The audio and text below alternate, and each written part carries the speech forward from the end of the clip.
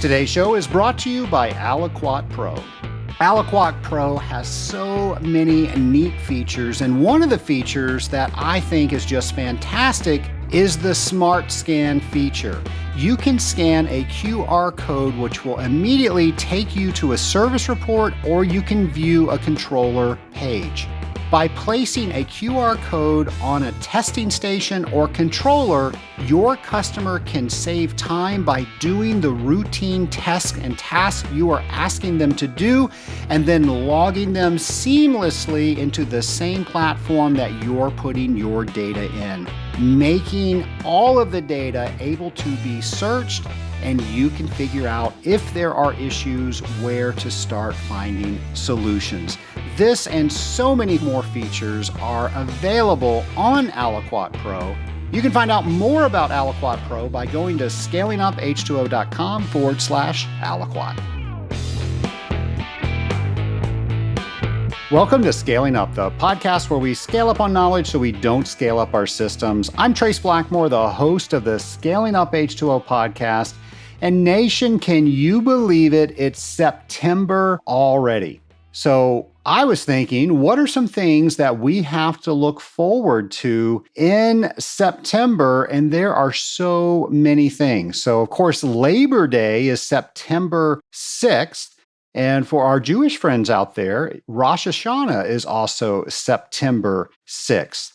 In the United States, we have Patriots Day, which honors all of the people that lost their lives in the 2001 September 11th attacks at the World Trade Center and the Pentagon, and then also outside in Pennsylvania, that one aircraft that the passengers actually took control over so it couldn't crash into a larger facility. So we honor them on Patriot Day. September 11th. September 12th, did you know it? It's Grandparents' Day. So honor your grandparents and let them know that you appreciate them. Speaking of our Jewish friends again, Yom Kippur is September 15th. And then September 17th is Constitution Day. And that's where the United States celebrates the adoption of the United States Constitution, which took place on September 17th, 1787. September 21st is International Day of Peace, and they ask for observances of moments of silence at noon. And that just allows people to kind of think about what's going on around them. The autumn equinox occurs at 3:20 September 22nd Eastern Time, and this is approximately where we have equal hours of daylight and darkness. So there you go. Those are some things to celebrate during the month of September. And speaking of some other things happening in September, and I'm so excited about this one, in just a few short weeks, September 21st through 24th, I will be in Vancouver, Canada, and I am going to be at the Association of Water Technologies annual convention and expo. I meet so many new Scaling Up members at that convention. I hope I meet you. Let's not take that by chance. Look out for me. I will try to look out for you, but let's make sure that we meet, and I would love to know your thoughts about the podcast. I love it when I hear that just people listen to this podcast. So let me know that. If you have any ideas, I would just love to thank you for being a member of the Scaling Up Nation. Again, that's September 21st through 24th.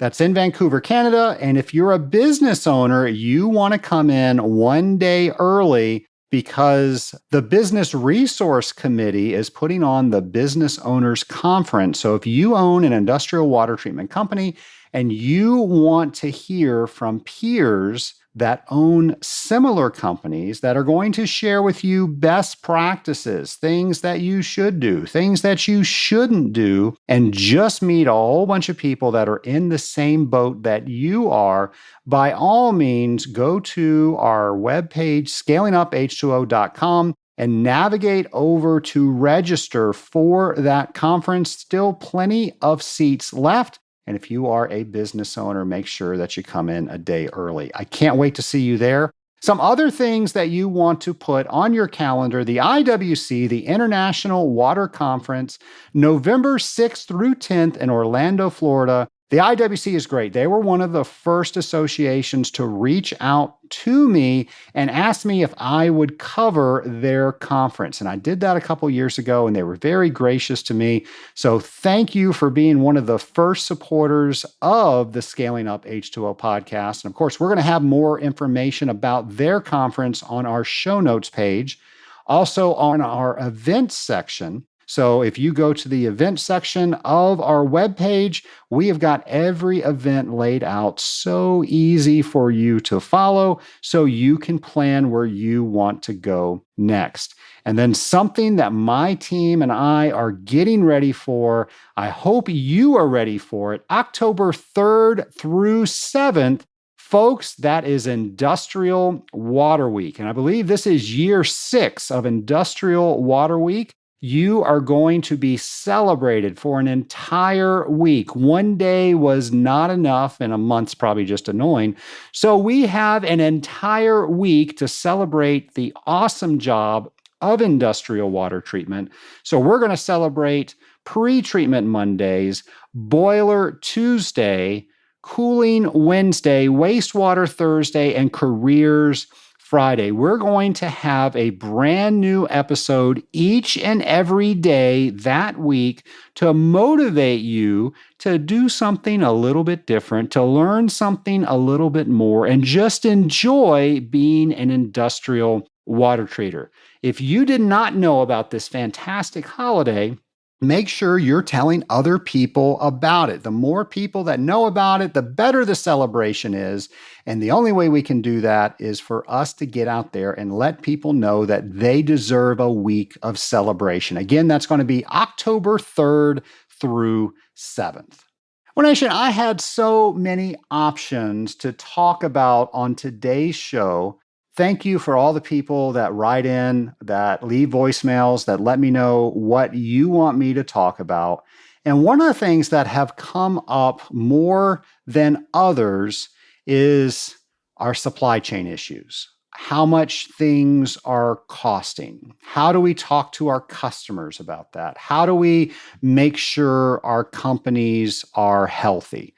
So we're going to talk about that today. So if you own a company, strap in, you're going to enjoy this. If you work for a company, same thing. The things that you do as an employee, as a team member of the company, that is what makes the biggest difference. So don't think just because we're talking about corporate finances and all the things around that, that you can bow out of this conversation. You are the most important spoke in the hub of this conversation. And we've gotten a lot of questions around it. So I wanted to make sure that we talk about all the different options that are out there, and the fact that not making a decision makes a very clear and not healthy decision that we're going to talk about a little bit later. Now, some people have commented on episode 204 where we talked about being profitable. So I guess this is maybe an extension of that episode. That's where I decomposed a hamburger, and we talked about how to actually get the pricing for everything that went into that. And so many people have responded back that that was such a simple episode to understand. Everybody knows what a hamburger is. And when you think about all the extra things that you have to make sure that somebody is paying for, otherwise, the burger place, the company, does not make money. It's changed a lot of people's thinking and how they price things. Then, of course, we did a supply chain update back on episode 221. We talked about all the things that are going on in the supply chain. And of course, we are still living them today. Depending on what day it is during the week, we've got a different material that we can't find, that's overpriced, that is out of stock. You name it, it just seems to be the way that we have been buying product lately. I hope eventually we go through it. However, everything that I read says that this is how it is going to be. So people waiting for the normal to come back All the economists that I have read and listened to said this is pretty much the new normal. And for people in the United States, one of the big issues that the economists refer to is the fact that we buy a lot of things overseas. And when it gets difficult to ship or there's a pandemic, who could ever think of a pandemic would ever happen? But it did. When all those things happen, we can't control things domestically. So, a lot of economists think that countries are going to go back to supporting themselves more so they can control things more. We'll see if they're right or not. And who knows with when people try to forecast the economy, I just am fascinated with that. And there's so much information out there.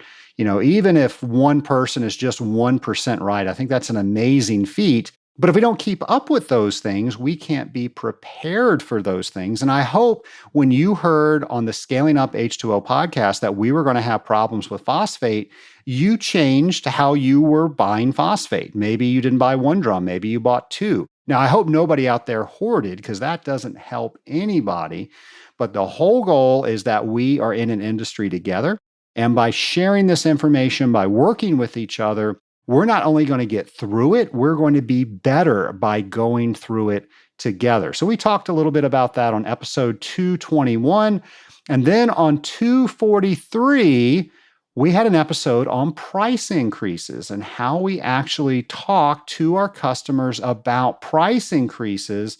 And I know that several of you are probably just turning me off right now, that it is just too stressful to think about going into one of your customers and saying, we need to charge you more because you know you're going to lose that business. And folks, 9 times out of 10, that doesn't happen. But we're going to talk about the different scenarios today on what you can do to help with company profit. And the first thing that I want to uncover is that company profit is not a bad thing. If the company is profitable, they can sustain themselves. If a company is not profitable, well, that company goes out of business. So there's nothing wrong with making a profit.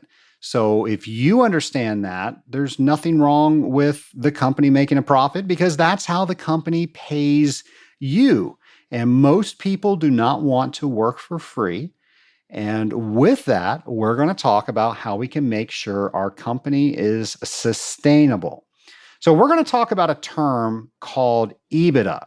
And EBITDA is a term you might be familiar with. If you ever talk about profit, normally EBITDA gets brought up. It's an acronym. It stands for earnings before interest, taxes, depreciation, and amortization.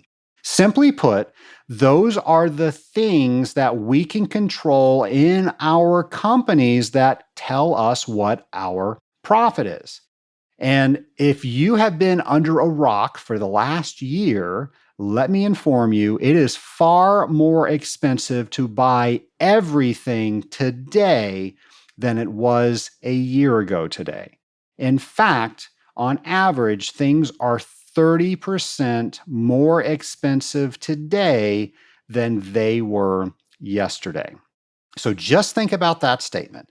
If you are in a company and you are charging the exact same thing last year that you were charging this year, most likely you're paying 30% more for the goods that you are having to build for your services. So right there, that tells us that something is not correct. So hopefully you lean in and you think, well, wait a second, if we don't have profit, I don't have a job, we don't have a company, then that is something that we all need to work into. We all need to understand. We all have the responsibility to make sure that we have a job tomorrow. And we do that by making sure that the company is healthy. Well, EBITDA, again, is profit. So how do we increase profit? Well, there's 3 ways that we can do that. And we're going to talk about each one of those. So let's say we do price increases. A price increase of 5%. Now, you're probably having some price increases that you're having to endure that are well over 5%. But for now, we're talking about our customers. And I know what you're thinking. You are thinking we are going to suffer attrition because customers do not want to pay price increases. So let's just say that we had a company base of $5 million. And without a price increase, our revenue would be $5 million. Let's say it cost us $4 million in order to create that $5 million. So that means our EBITDA is now $1 million. Does that make sense? Okay, that's how much we made. That's what our profit was. It cost us 4 million to make the 5 million. So what we have left over is 1 million. That's our profit, or that's our EBITDA. Now let's go ahead and do a 5% increase. So that means we're going to increase our current customers an extra $250,000. So instead of just 5 million, we're now billing $5,250,000. Now we have the exact same cost at 4 million. And if we look at our EBITDA, our profit is now $1,250,000. So what you just gathered, and I apologize doing math over a podcast. And by the way, I've got a white paper that I'm referring to that will be on our show notes page so you can see the graphics of everything that I am talking about here today. You will see that that 5% went straight to the bottom line. And that's really the magic of that, because when you increase your cost, there's nothing in between that price increase going straight to your EBITDA or your profit. So that's one thing we can do, is we can raise prices. Another thing that we can do is we can increase our sales volume. So let's say here's our base again. So the $5 million that we're starting out with, it costs $4 million to service it. So our EBITDA is $1 million. So now let's say we are going to go out and we are going to sell more business. So let's say we sell 25% more business.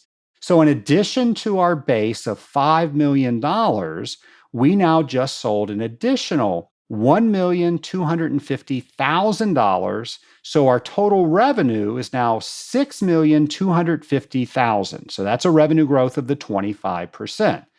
However, we just added 25% onto that, which means our costs go up. So our costs went from $4 million now to $5 million. So we did not add all of that to our bottom line like we did with just a price increase. When we add new business, we also have to add new costs. So our EBITDA only went up $250,000. So it took an entire $1 million to service that increased EBITDA. So I'm hoping now you are seeing that the old adage that sales cures everything is not 100% correct.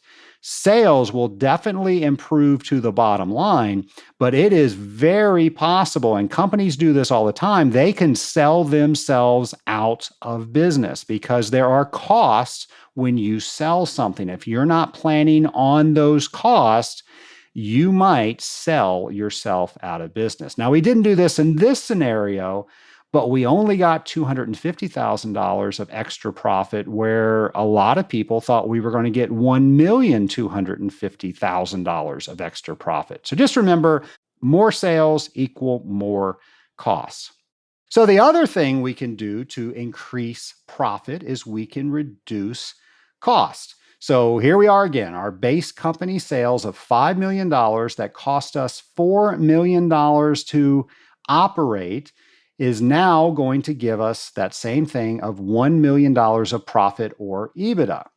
Well, if we cut cost by 6.3%, let's go ahead and run those numbers. And it will be apparent why I did 6.3 in a second.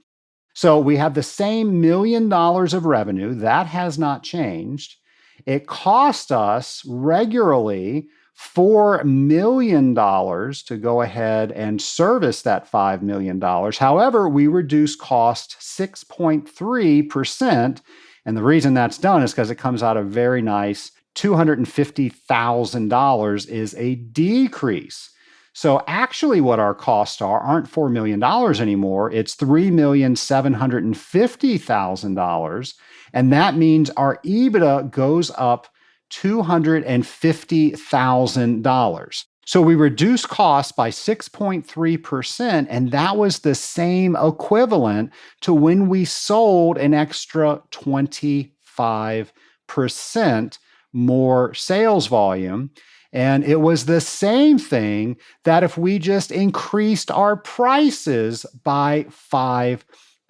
So I hope you're seeing the pattern. The best thing that any company can do is to increase their prices. The second best thing that a company can do is reduce their cost.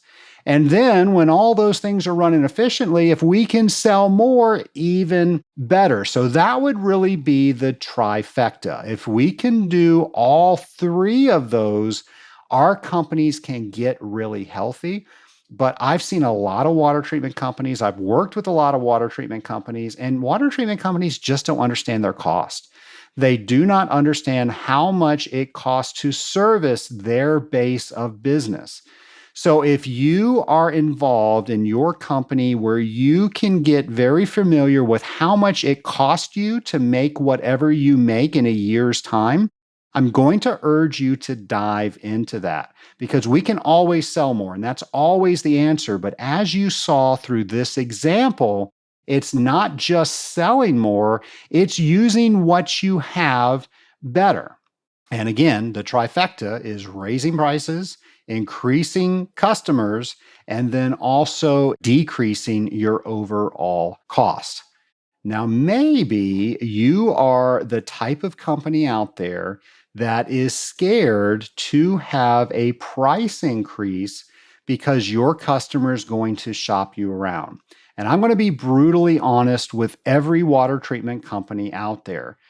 We are paying more for everything that we need within our companies.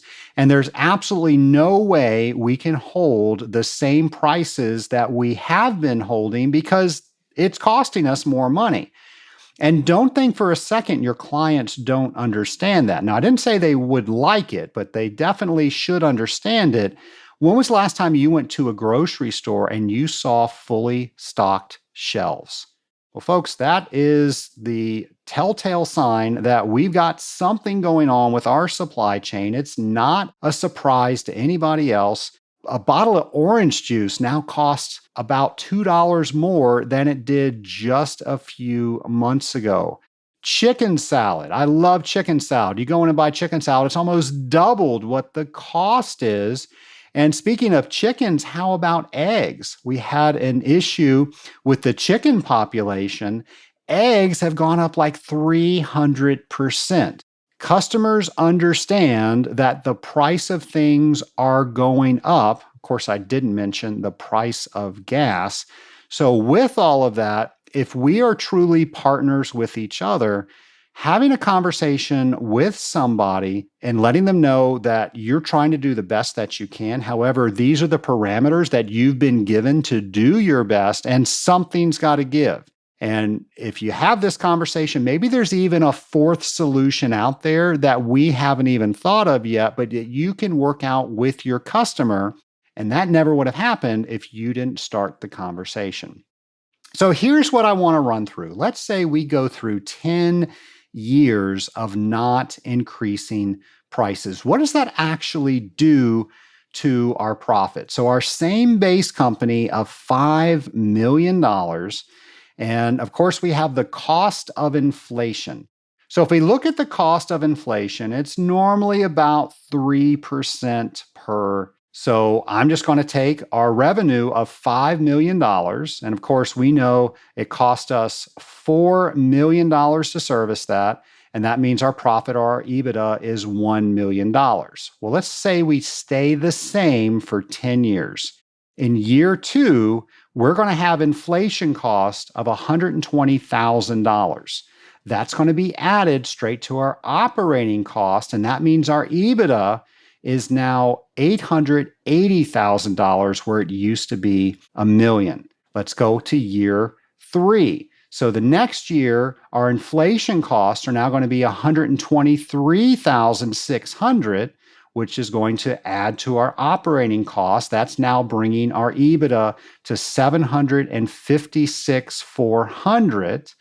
Year 4, inflation cost $127,308. That makes our new operating cost $4,370,908. That means our EBITDA is now $629,092. You can see how it's really going down. Year 5, our $5 million, and now our cost of inflation is $131,127. That means our operating cost is $4,502. And that is bringing our EBITDA to below $500,000 at $497,965. Folks, if I fast forward and I go to year 10 with all of that math, we are actually in a deficit. It is going to cost us more money to operate than we are actually billing for. In fact, we start going out of business somewhere in year 8. So if you are not constantly looking at your costs, and I'm sorry to throw all those numbers at you, I hope those made sense.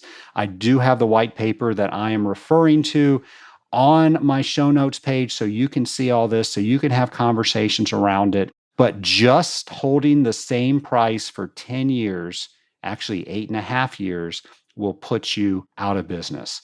So things never stay the same. Our prices shouldn't stay the same. And with all of the extra work that we are having to do to find supplies, it's coming from somewhere. And that means we're not out working with our clients because we're trying to find all of these hard to find pieces of equipment and products. So what do we do about that? And how do we actually minimize the time that we need to spend on a customer location so we can do the things that we should be doing at a customer location? So let me tell you what I mean by that. We are doing things as a professional water treater that we probably shouldn't be doing because we do not have the support we need on the customer site. And because of that, we're having to do a lot of extra work. Or, and I should say, there is not adequate equipment on site that allows us to get the information, to process the data, to give us more parameters so we don't have to be on site in order to see what's going on. And by the way, that's the yin and the yang. If somebody isn't on site for us, getting us this information, well, then let's automate that, because it doesn't mean we don't need the information. It just means that we're not getting the information and it's making our job harder. And we're having to do more corrections when we go on our regular basis because we don't have all of those things to begin with. If we can explain to our customers what it's costing them not to have better equipment, what it's costing them not to have people involved on site so they can be part of the process, if they don't understand that, they're never going to understand price increases because they don't understand the true value that you are giving them. So it's my hope that you're not just sending an email that says, "See attached report."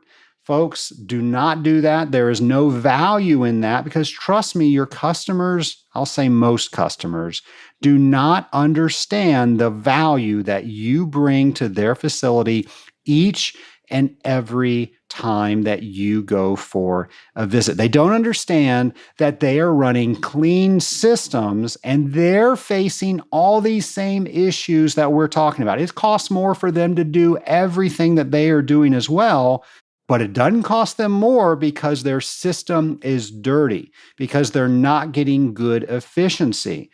You have to do what you have to do in order to bring them that benefit. And you can let them know if you didn't do these things, they're going to be paying 5 or 10% more on their electric bill to operate their chiller, or maybe it was their gas bill for their boiler, because you're doing your job right, because you know what to look for, because you know what products to use, because you know how to test for them.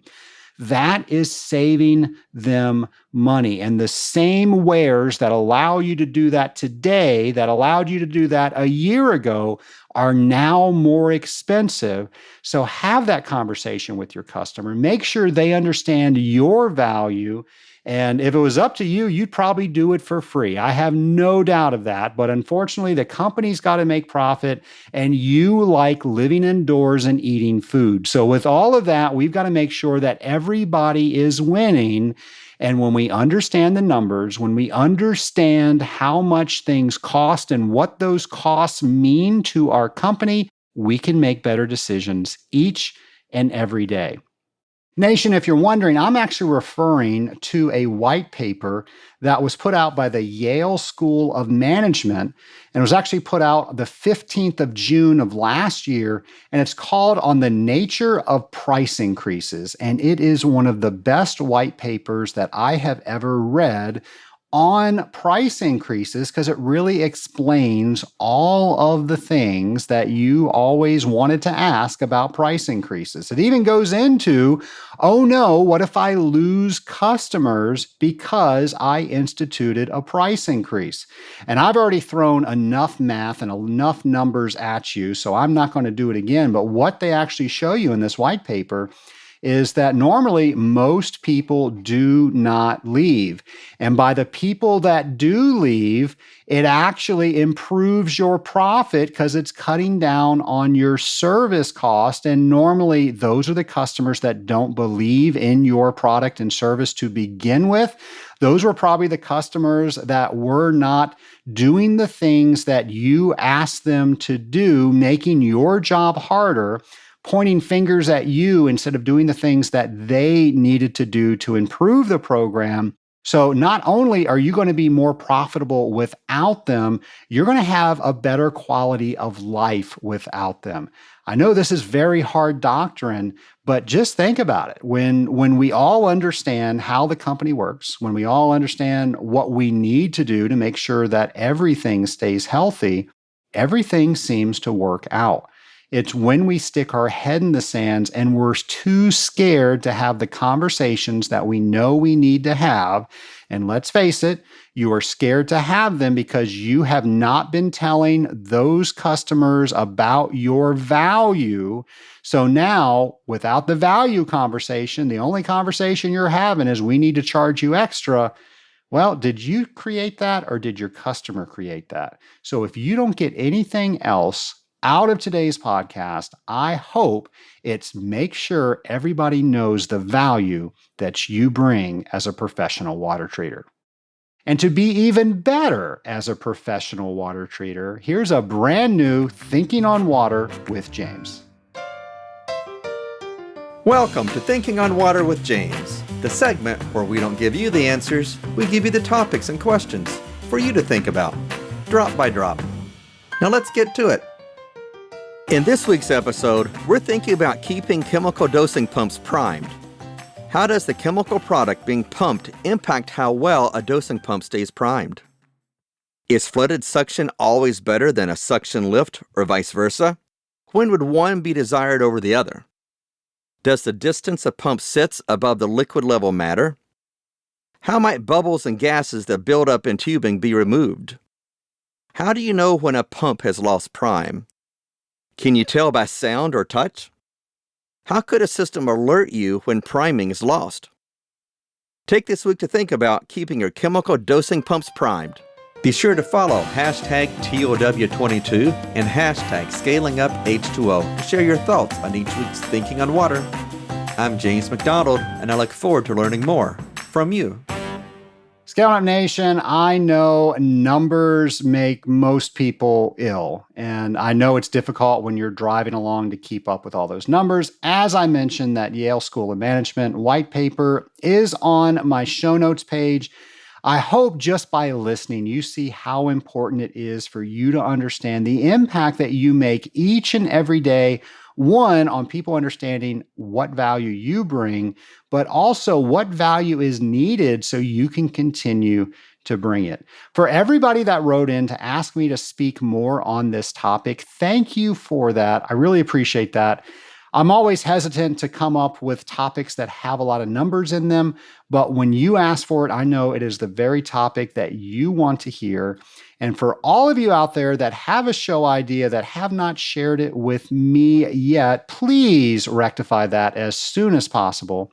Go to scalinguph2o.com, navigate over to our show ideas page, and let us know exactly what it is that you want to hear. When you do that, I can put shows out like this, and I can make sure that the entire industry is getting better one podcast at a time, one water treater at a time. Have a great week, folks. I'll have a brand new episode for you next Friday.